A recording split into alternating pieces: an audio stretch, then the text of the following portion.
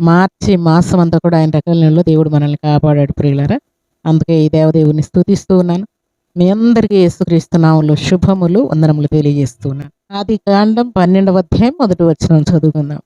యెహోవా, నీవు లేచి నీ దేశము నుండి, నీ బంధువుల యొద్ద నుండి, నీ తండ్రి ఇంటి నుండి బయలుదేరి నేను నీకు చూపించు దేశమునకు వెళ్ళుము.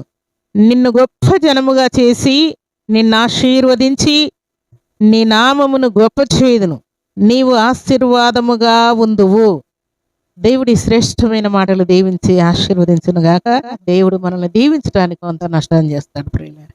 దేవుడు మనల్ని ఆశీర్వదించడానికి కొంత మనల్ని బలహీనపరుస్తాడు, కొంత మనల్ని తగ్గిస్తాడు. కొన్నిసార్లు మనం దుఃఖపోయేటట్టు చేస్తాడు, మనం గందరగోళం అయ్యేటట్టు చేస్తాడు ప్రియులారా. అలాగూ భక్తుడైనటువంటి అబ్రహామును దేవుడు సమస్తాన్ని విడిచిపెట్టి రమ్మని చెప్పి ఆజ్ఞాపించి గొప్ప జనముగా చేసినట్లుగా నిన్ను కూడా ఈ మాసంలో దేవుడు ఆశీర్వదించబోతూ ఉన్నాడు.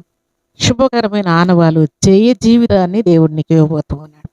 అబ్రహాము దేవుడు చెప్పినటువంటి ప్రాంతమునకు వెళ్ళిన తర్వాత గొప్పగా ఆయన దీవించబడ్డాడు ప్రియులారా. జయ జీవితాన్ని అనుభవించాడు, ప్రార్థనా జీవితాన్ని అనుభవించాడు, దేవుని యొక్క స్వరాన్ని వినే కృపనిచ్చాడు ప్రియులారా. నల్లు దిక్కుల నుండి దేవుని యొక్క కృప నిన్ను ఆవరించబోతున్నది. దేవుని యొక్క కనికరము నిన్ను కమ్ముకొనబోతావు.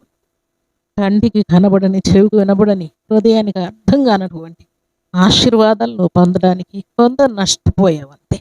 భక్తుడైన పౌలు ఏవేవి నాకు లాభం అవన్నీ క్రీస్తు నిమిత్తం నష్టముగా ఎంచుకుంటున్నాను పలికినట్టుగా శుభదినాన కూడా నువ్వు నష్టాల్లో ఉన్నావు, కష్టాల్లో ఉన్నావు, శ్రమల్లో ఉన్నావు, నిందల్లో ఉన్నావు, అవమానాల్లో ఉన్నావు. కానీ దేవుడు అవన్నీ కూడా లాభముగా మార్చబోతూ ఉన్నాడు.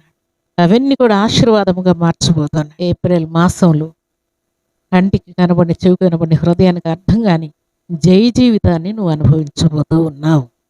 మన జీవితాల్లో ఆగి ఉన్నటువంటి వివాహాలు, ఆగి ఉన్నటువంటి సంతానం, ఆగి ఉన్నటువంటి ఆర్థిక సహాయం, ఆగి ఉన్నటువంటి ఇంకా మన ప్రాబ్లమ్స్ ఏమేమి ఉన్నాయో వాటన్నిటిని కూడా దేవుడు విజయోత్సాహంతో నింపబోతూ ఉన్నాడు.